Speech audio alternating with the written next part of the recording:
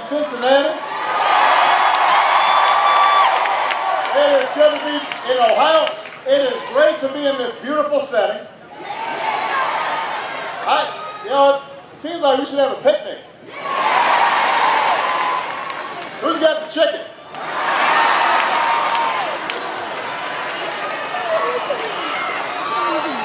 No chicken, no potato salad, baked beans. Who said beer? It is beautiful. Can everybody please give Andrew a great round of applause for that wonderful introduction? It was great. Now let me say, first of all, we could not be prouder of Andrew's service to our country as a veteran. We are grateful to him. Obviously, we're very proud of the work he's doing and the work he does with his union, but the thing I'm most proud of is the fact that he's got triplets and he's still standing. I had a chance to meet his wonderful wife, and triplets, that's serious. You cannot play man-to-man defense. You have to go into a zone. So we're very proud of him.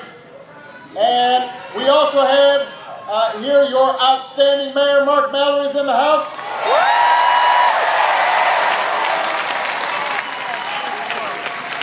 And it is great to see all of you. Thank you. Thank you. Now you may have heard that there's an election going on. And over the past couple of weeks, each side has been able to make its case. They had their thing down in Tampa. We had our thing in Charlotte. And now, just 15 days from now, Ohio, starting on October 2nd, you guys can start voting, and you've got a big choice to make.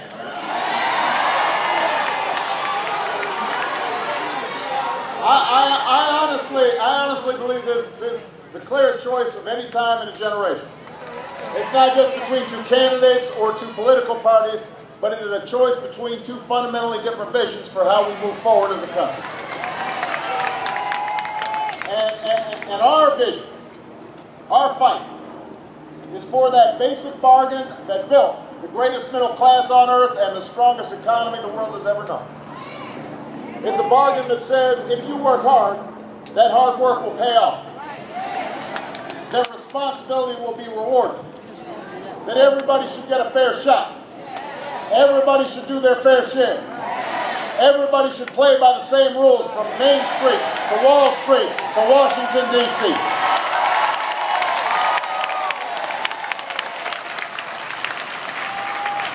And 4 years ago, I ran for president because I saw that basic bargain eroding.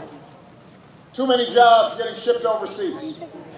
Too many families who were struggling with the cost of everything from groceries to gas to college to health care, racking up more and more debt just to keep up with expenses because paychecks weren't going up the way costs were. And then because of that debt, it made things that much harder, and when that house of cards collapsed in the worst recession since the Great Depression, we saw millions of Americans lose their jobs, homes, life savings, and we're still fighting to recover from that tragedy. Now, the other side, they're more than happy to talk about what they think is wrong with America. They won't tell you how it started, but they're happy to talk about what's wrong. They don't do much to tell you what they're going to do to make it right. They want your vote, but they don't want to tell you their plan. And the reason is because the plan they've got is the same one that they've been offering for decades. Tax cuts. Tax cuts. Got a few regulations, and then let's try some more tax cuts.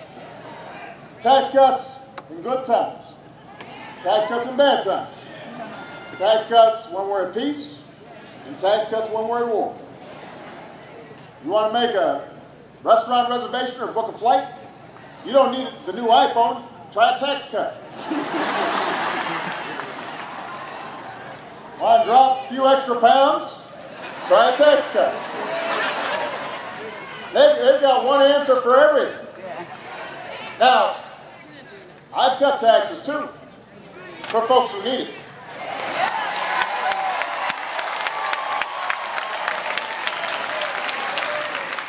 Middle-class families, you're paying about $3,600 less in federal taxes since I've been president. I've cut taxes for the middle class, like I promised. Small businesses, I've cut taxes 18 separate times. But I don't think another round of tax breaks for millionaires will bring good jobs back to Ohio or pay down our deficit. I sure don't believe firing teachers or taking students off of financial aid will help grow our economy or compete with countries like China that are producing engineers and scientists. After all that we've been through, does anybody actually believe that rolling back regulations on Wall Street are somehow going to help the small businesswoman in Cincinnati expand, or the construction worker who's been laid off? Let me tell you, we have been there. We have tried that. We are not going back.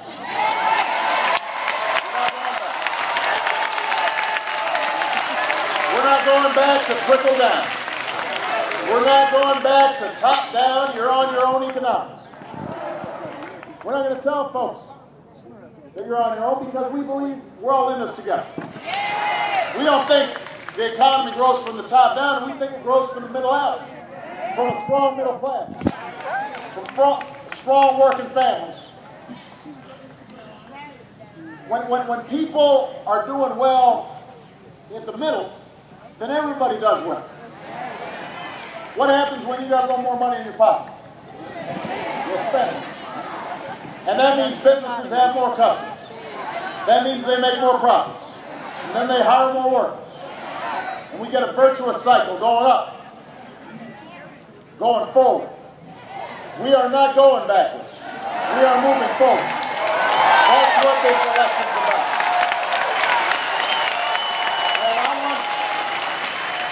I want you to know, Cincinnati, I have never promised that the path we're on is going to be quick or easy.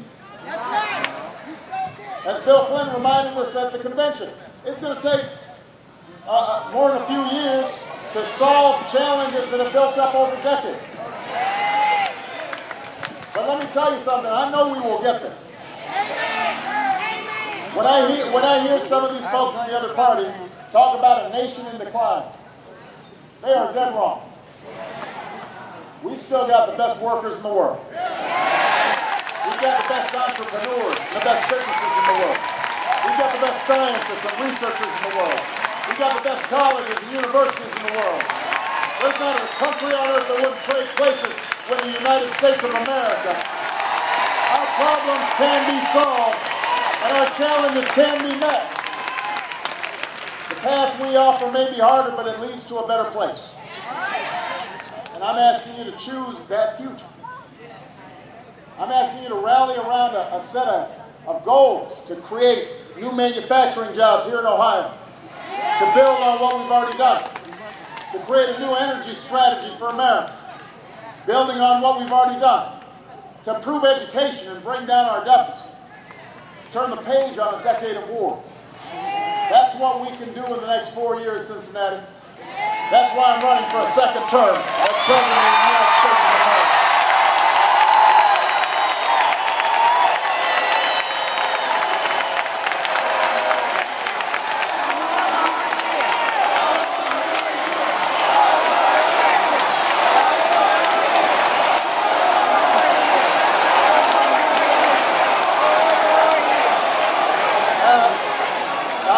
I want everybody to be clear. The goals we've set are concrete and they are achievable. First part of the plan is to export more products and outsource fewer jobs. After a decade of decline, this country has now created over 500,000 new manufacturing jobs in the last 2.5 years. A whole lot of them here in Ohio. when some of these other folks said we should let Detroit go bankrupt, when they said we should walk away from an industry that supports 1 in 8 jobs in Ohio, I said we're not going to go that way. I bet on American workers, and 3 years later the American auto industry has come roaring back with nearly 250,000 jobs.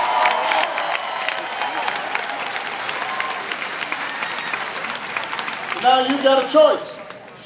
We can give more tax breaks to corporations that ship jobs overseas, or we can start rewarding corporations and companies that are opening up new plants and training new workers and creating new jobs right here in Ohio, right here in the United States of America, right here.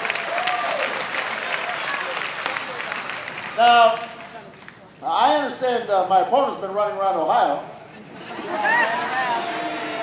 I mean, don't move, vote.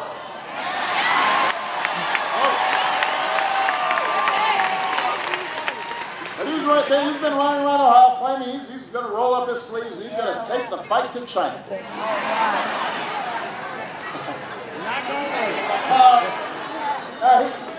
Here's the thing. His experience has been owning companies that were called pioneers in the business of outsourcing jobs to countries like China. He made money investing in companies that uprooted from here and went to China. Pioneers. Now, Ohio, you can't stand up to China when all you've done is sent them our jobs. You can talk a good game, but I like to walk the walk, not just talk the talk.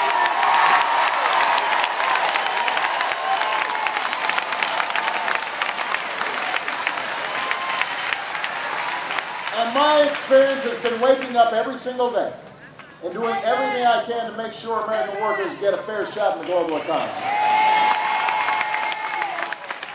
When other countries don't play by the rules, we've done something about it. We brought more trade cases against China in 1 term than the previous administration did in 2. And every case we brought that's been decided, we won. When Governor Romney said that stopping unfair surges in Chinese tires would be bad for America, bad for our workers, you know, we ignored his advice. And we got over 1,000 Americans back to work creating tires right here in the United States of America.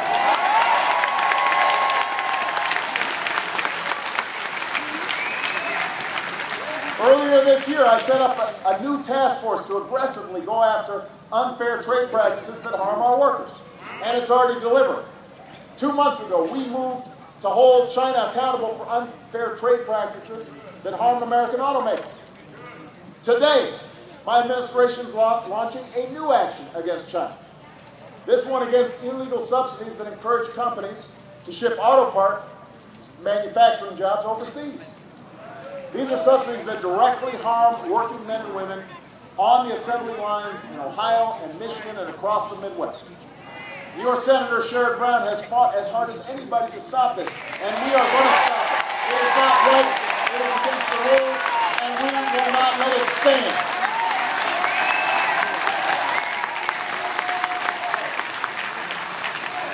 American workers build better products than anybody.